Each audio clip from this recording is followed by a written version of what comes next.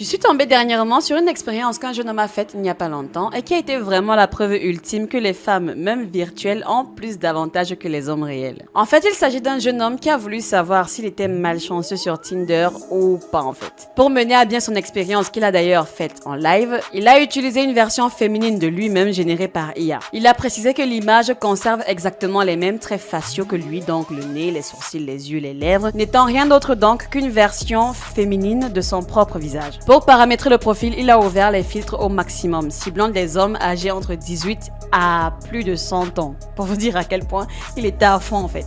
Il a utilisé une biographie simple et honnête, calquée sur sa propre personnalité. Il a acheté un abonnement Tinder Premium pour pouvoir en fait visualiser précisément qu'il likait son profil et analyser en fait la concurrence. L'expérience a été marquée par une, immédiateté et une quantité massive de sollicitations. Il a reçu en fait très rapidement des likes. En seulement 10 minutes, le profil a reçu 50 likes. Après 20 minutes, ce chiffre est passé à plus de 100. Après 25 minutes environ, il atteignait plus de 400 likes. Il a été frappé par la vitesse à laquelle les hommes envoyaient un message directement après un match. Et dans de nombreux cas, le premier message arrivait dans la seconde qui suivait en fait le balayage vers la droite. C'est juste terrible. Et dites-vous qu'il a poussé le délire vraiment loin. Pour voir ce qu'il faudrait pour que, par exemple, les hommes se désintéressent de lui, il a testé leur tolérance en affirmant dans son profil ou alors dans des discussions avoir fait du contenu sur OnlyFans par le passé. Il a constaté que la plupart des hommes, comme le personnage de Stéphane si je me trompe pas, étaient restés intéressés malgré ce paramètre-là. Comme quoi, tant qu'une fille est suffisamment jolie, tout peut passer avec elle, tout peut lui être pardonné. Et dites-vous qu'il n'y a qu'un seul utilisateur du nom de Randy qui lui a détecté en fait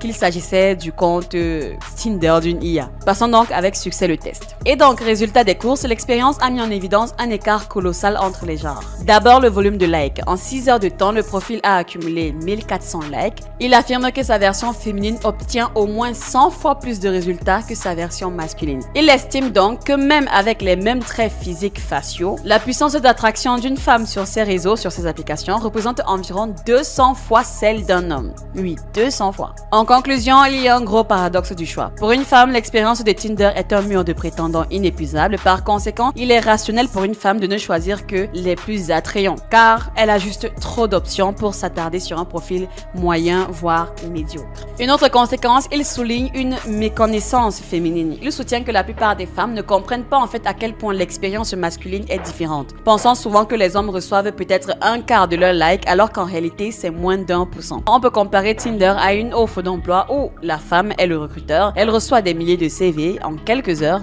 ce qui l'oblige en fait à ne regarder que les profils exceptionnellement beaux en fait ou exceptionnellement qualitatifs, tandis que le candidat moyen lui a l'impression d'envoyer des bouteilles à la mer